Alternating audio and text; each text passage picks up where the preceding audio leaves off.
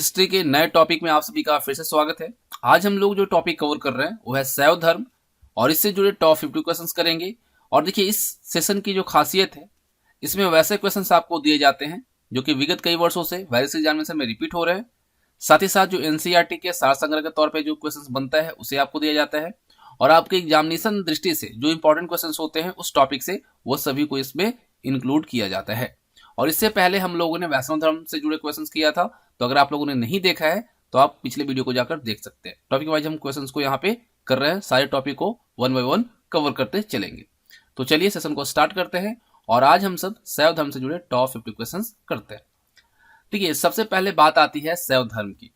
तो अगर हम यहाँ पे बात करें शैव धर्म की तो आपको मैं बताऊं कि भगवान शिव की पूजा करने वाले को शैव कहा जाता है। ठीक है, भगवान शिव की जो आराधक होते हैं, जो पूजा करते हैं, उन्हें शैव कहा जाता है और शिव से संबंधित जो धर्म है उसे शैव धर्म कहा जाता है। यानी कहने का मतलब है शैव धर्म के लोग जो होते हैं वो किसकी पूजा करते हैं? शिव की पूजा करते हैं, लॉर्ड शिव की। ठीक है, शिव भक्ति के विषय में जो प्रारंभिक जानकारी है वो हमें कहां से मिलती है? सिंधु घाटी सभ्यता से मिलती है। लेकिन कहीं कहीं आपको क्या दिया जाता है? हड़प्पा। ठीक है, हड़प्पा सभ्यता। तो आपको पता है हम लोगों ने जो सिंधु घाटी सभ्यता पढ़ा उसमें हम लोगों ने देखा कि सिंधु घाटी सभ्यता को हड़प्पा सभ्यता भी कहा जाता है। ठीक है, तो यहाँ पे कंफ्यूजन आपके अंदर नहीं होनी चाहिए। सिंधु भक्ति के विषय में जो हमें प्रारंभिक जानकारी मिलती है वो सिंधु घाटी सभ्यता या हड़प्पा कह ले, वहां से मिलती है। ऋग्वेद में शिव के लिए रुद्र शब्द का प्रयोग किया गया। ठीक है, ऋग्वेद में शिव के लिए जो शब्द का प्रयोग हुआ है वो कौन सा है? रुद्र है।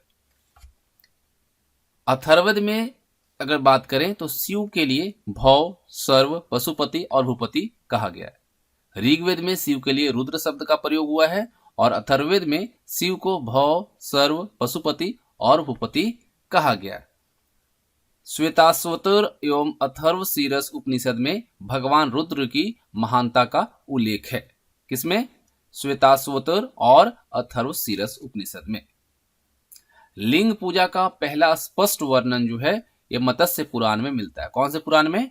मत्स्य पुराण में। याद रखना है आपको कि लिंग पूजा का जो पहला स्पष्ट वर्णन है वह कहां मिलता है? मत्स्य पुराण में मिलता है। साथ ही साथ महाभारत के अनुशासन पर्व में भी लिंग पूजा का उल्लेख मिलता है। ठीक है, कहां पे?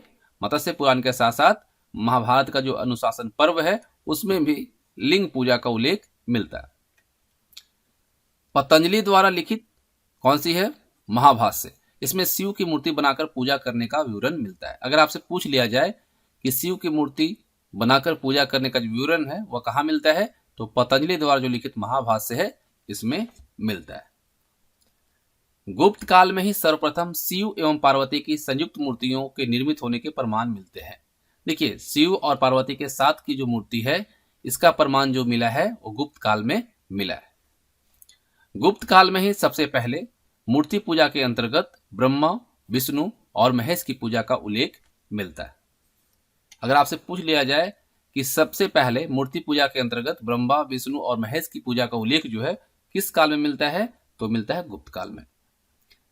गुप्त काल में हरिहर के रूप में, ठीक है, गुप्त काल में हरिहर के रूप में शिव की विष्णु के साथ सबसे पहले मूर्तियां बनाई गई थी।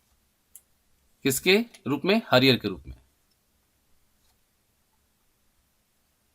कुमारगुप्त प्रथम के समय में करमदंडा एवं खो में शिवलिंग की स्थापना हुई थी।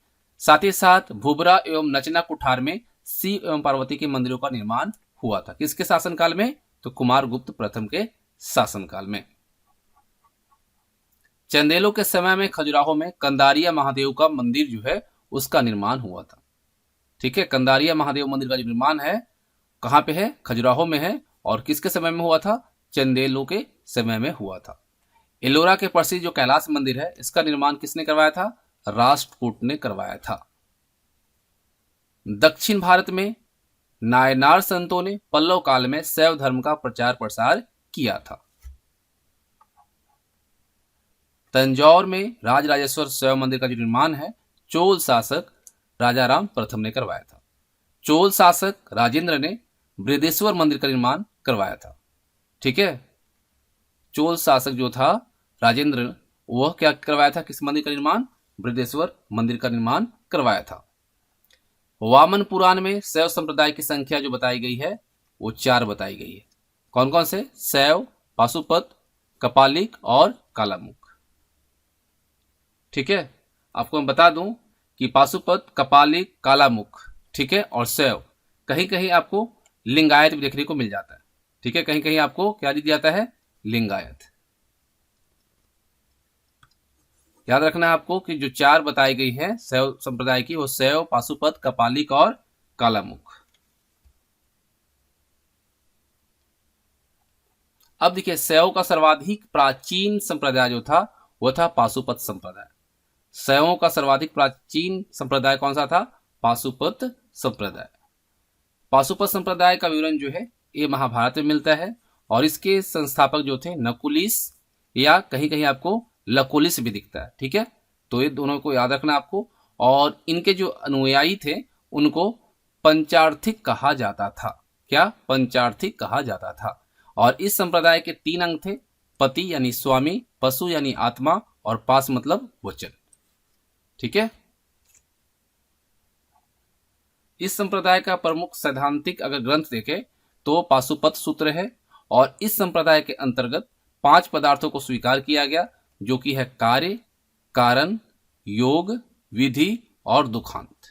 ये 5 पदार्थों को स्वीकार किया गया इस संप्रदाय के अंतर्गत।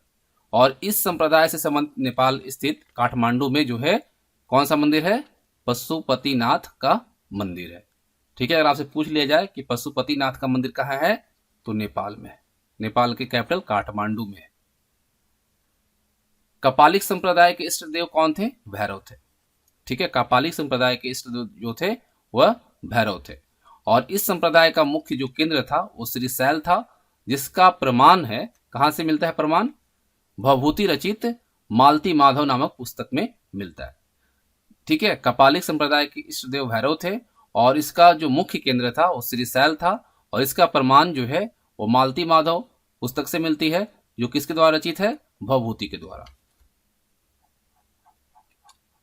और इस संप्रदाय के जो लोग थे वह शिव पुराण में महाव्रतधर कहा गया है। इस संप्रदाय के लोगों को शिव पुराण में क्या कहा गया है? महाव्रतधर कहा गया है। लिंगायत संप्रदाय ये दक्षिण भारत में प्रचलित था और इस संप्रदाय को जंगम या वीर शिव संप्रदाय के नाम से भी जाना जाता था।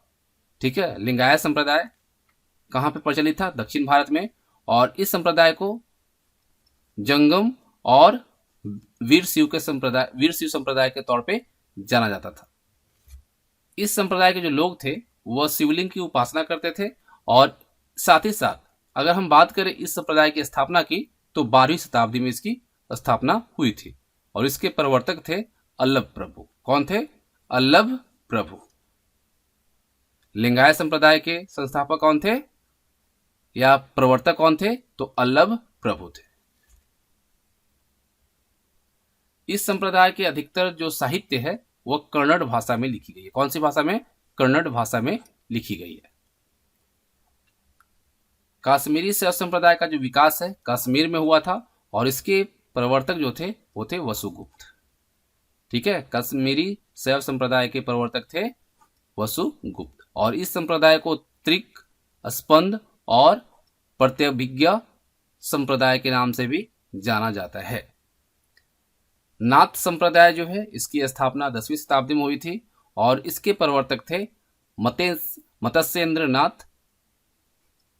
ठीक है, मत्स्येंद्र नाथ जो थे वह किसके प्रवर्तक थे? नाथ संप्रदाय के।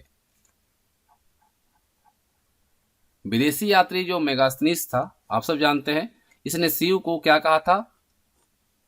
डायनोनिसस। ठीक है, डायनोनिसस कहा था शिव को। कौन? मेगास्थनीज ने। और अथर्ववेद में शिव को सहस्त्राक्ष कहा गया है। सहस्त्राक्ष जो है शिव को किस वेद में कहा गया है? अथर्ववेद में कहा गया है। गुंडफर्न शासक के कुछ सिक्कों पर त्रिशूल और जटाधारी शिव का चित्र उत्कीर्ण है, यानी कि उखेरा गया है। और कुषाण शासकों के मुद्राओं पर शिव और नंदी इनका एक साथ अंकन प्राप्त होता है।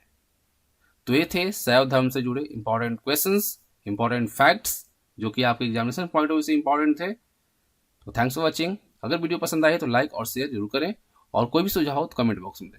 थैंक्स फॉर वॉचिंग, मिलते हैं नेक्स्ट वीडियो में।